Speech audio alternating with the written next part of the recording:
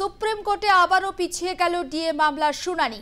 এই নিয়ে 18 বার শীর্ষ আদালতে পিছিয়ে গেল ডিএ মামলার শুনানি। আরও একবার আপনাদেরকে জানিয়ে রাখতে চাই, সুপ্রিম কোর্টে আজকে ডিএ মামলার শুনানি হওয়ার কথা ছিল, কিন্তু আজও শুনানি পিছিয়ে গিয়েছে। কিন্তু কিসের জন্য শুনানি পিছিয়ে গিয়েছে, বিস্তারিতভাবে আপডেটের জন্য কথা বলবো। আমাদের প্রতিনিধি ষষ্ঠী চট্টোপাধ্যায় সরাসরি রয়েছেন আমাদের সঙ্গে। ষষ্ঠী, আজও ডিএ মামলার শুনানি পিছিয়ে গেল, নেপথ্যে কারণ কি?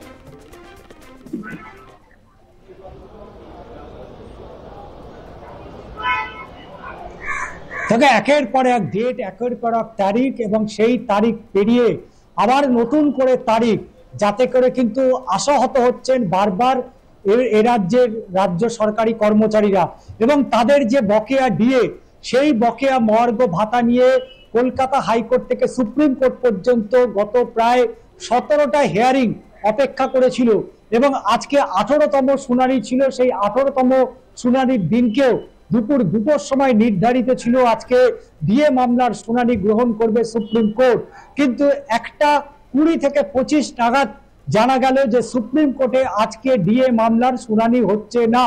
এবং যখনই একথা জানতে পারেন কলকাতা হাইকোর্টের আইনজীবী বিকাশ রঞ্জন ভট্টাচার্য, তিনি যেহেতু সুপ্রিম কোর্টে রয়েছেন এবং তিনি বিচারপতিদের দৃষ্টি আকর্ষণ করে জানিয়েছেন যে আর কতবার এই মামলা পিছিয়ে দেওয়া হবে, এবং এই নিয়ে 18 বার এই মামলার শুনানির জন্য উঠলেও সম্পূর্ণরূপে এই মামলার শুনানি গ্রহণ করা হচ্ছে না। এবং রাজ্য সরকারি কর্মচারীদের দীর্ঘদিনের তাদের যে দাবি শুধু নয়, তাদের যে অধিকার, সেই অধিকার থেকে বঞ্চিত করেছে বাংলার মুখ্যমন্ত্রী মমতা বন্দ্যোপাধ্যায়, এমনটাও কিন্তু অভিযোগ করা হয়েছে। এবং সেই জায়গা থেকে দাঁড়িয়ে সুপ্রিম কোর্ট জানিয়েছে এই সপ্তাহে কোনোভাবেই আর ডিএ মামলার শুনানি গ্রহণ করা সম্ভব হচ্ছে না এবং আগামী শুক্রবার এই মামলার শুনানি গ্রহণ করা হবে। স্বাভাবিকভাবেই বারবার যে এই যে সরকারি কর্মচারীদের তাদের যে দাবি এবং তাদের যে অধিকারের যে লড়াই, সেই লড়াই কোথায় যত গিয়ে একটা তারা থমকে যাচ্ছে। এবং সুপ্রিম কোর্টে আজকে যখন সকাল থেকে নজর ছিল রাজ্য সরকারি কর্মচারীদের, সেই নজরে দেখা যাচ্ছে সুপ্রিম কোর্টে আজকে শুনানির নির্ধারিত সময় ছিল দুপুর 2টোর সময়, কিন্তু সেই নির্ধারিত সময়ের অনেক আগেই স্পষ্ট হয়ে গেল সুপ্রিম কোর্টে এই মামলার আজকে অন্তত শুনানি গ্রহণ করা সম্ভব নয়।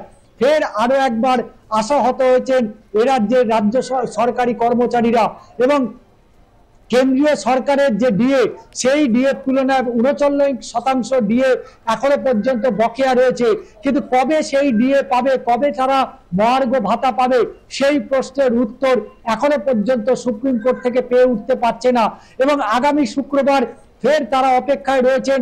আগামী শুক্রবার হয়তো তাদের এই আবেদন সুপ্রিম কোর্ট শুনবে এবং তাদের যারা আইনজীবী রয়েছেন তারা অবশ্যই এ রাজ্যের সরকারি কর্মচারীদের যে দুর্দশা, সেই দুর্দশার কথাও তারা তুলে ধরবেন এবং কেন রাজ্য সরকার এই বকেয়া ডিএ দিচ্ছে না, এই জবাব তিনি বারবার চাইছেন।